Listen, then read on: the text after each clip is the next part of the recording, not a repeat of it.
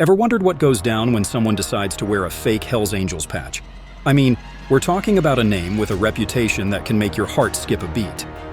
These guys are all about their motorcycles, living life on the edge with a set of rules and a code of conduct that's strictly followed. That iconic Hells Angels patch is proudly displayed on the back of their leather jackets. But what if someone throws caution to the wind and decides to play pretend with that unmistakable patch? Today, we're diving into the world of fake Hells Angels patches, uncovering the dangers, deciphering the meaning behind these symbols, and understanding why authenticity is the linchpin in the realm of motorcycle clubs. So buckle up. We're about to spill the beans on what really happens when you wear a fake Hells Angels patch. Now let's take a closer look at that unmistakable Hells Angels patch. A winged skull donning a motorbike helmet, staring right at you. This patch, it's more than just an emblem. It's a symbol of a rebellious spirit and a bit of a wild side. The roots of this logo dig deep into the club's history, tracing all the way back to the 1940s. Picture this, a bunch of World War II veterans, fueled by a love for motorcycles and a craving for the open road, kickstarted the Hells Angels Motorcycle Club in Fontana, California, back in 1948. Fast forward to the early 50s, and that's when they settled on the winged skull patch as their official symbol.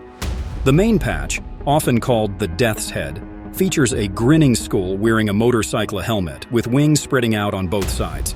And check this out, right on the skull's cap or a bottom rocker, you'll spot the letters HA, short for Hells Angels. Now, where do you usually find these patches? Well, it's a trademark on the back of their leather vests, which the members call cuts. These patches are more than just fancy decorations. They're a statement. They shout out the Brotherhood's commitment to principles like allegiance, esteem, and freedom. The wings? They scream freedom and revolt. The skull? It's a bold reminder of the group's fierce spirit, a warning not to mess with Hells Angels. These patches aren't just for show. They're a source of intimidation, letting the world know that these guys mean business. Now let's talk about the Hells Angels patch and the whirlwind of attention it's stirred up over the years. This patch, it's been both praised and questioned. You see, the club has been involved in some not-so-legal activities, getting into trouble with the law more than once. And guess what? Instead of toning down, the criminal fame of the patch has only turned up the heat. But here's the twist. It's not all smooth riding within the motorcycle club world. The Hells Angels have had their fair share of clashes with rival clubs like the Outlaws and Banditos, sparking territorial disputes and even some not-so-friendly brawls. That patch? It's more than just a symbol, it's a statement, a declaration that they'll guard their turf and stand by their rules. Now, this patch, it's not just causing a stir on the streets. It's made its mark in literature, TV shows, and movies, solidifying its status as a key player in the outlaw world. The fame, or should I say infamy, of this patch has even given rise to copycat clubs and items with similar imagery. But here's the burning question. How significant is this patch for the Hells Angels? What do the different patches really mean? And most importantly, what happens when someone decides to slap on a fake Hells Angels patch? The Hells Angels, they've got this whole patch system, almost like a military ranking. And believe me, each patch carries its own weight, telling a tale of a biker's deeds and beliefs. Now, when you've earned your stripes as a full patch member, you get the VIP treatment. 4 patches to flaunt. First up, the Death Head. That's the big one, symbolizing the club's identity. Then, there's a top rocker with an H and A for Hells Angels, a bottom rocker showcasing their chapter territory, and an MC patch solidifying their bond with the motorcycle club. And hey, these patches? They're like VIP passes. Only Hells Angels members get to rock them. Let's zoom in on the Death Head patch for a moment. Originally worn by the 85th Fighter Unit in World War II, it's more than just a badge. It's a symbol of strength, boldness, and a whole lot of silence. See, wearing this patch means a member won't spill the beans on their brothers or chat about any illegal activities. It's like a code, loyalty and secrecy, no exceptions. Now, that 81 patch might seem simple, but it's packing a punch. It stands for the H and A in Hells Angels, subtly saying, yeah, we're part of that 1% of outlaw bikers. Despite all the stereotypes, the Hells Angels proudly own their unique identity. But wait, there's more. The Defialo patch? That's a badge of defiance against the law, earned by members who've danced with the handcuffs. The German cross patch? shockingly linked to the swastika. It's part of the club's dark history. Now, the filthy few and frontline patches, they might look similar, but they've got their own sinister tales. To wear these, a member has to commit the unthinkable, murder for the gang. The filthy few retired due to too much police attention, replaced by the frontline patch, carrying on the Hells Angels' dark legacy. Sneaking in, we have the inconspicuous 13-number patch. Seems innocent, right? Well, it's a secret code, referring to the 13th letter of the alphabet, M, signifying marijuana use among members. It's like their hidden nod to a little herbal relaxation.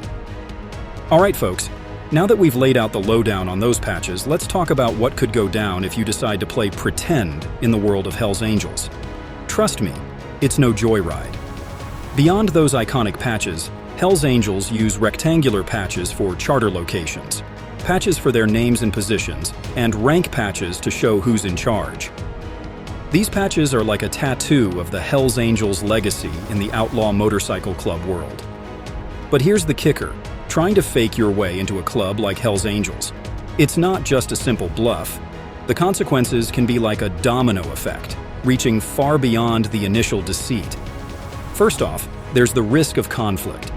Real deal club members or motorcycle enthusiasts can easily sniff out the deception. And let me tell you, these confrontations can escalate into physical altercations or intimidation. We've seen it happen before. And then there's the legal trouble. Depending on what you do, pretending to be a Hells Angels member might land you in hot water with charges like fraud or identity theft.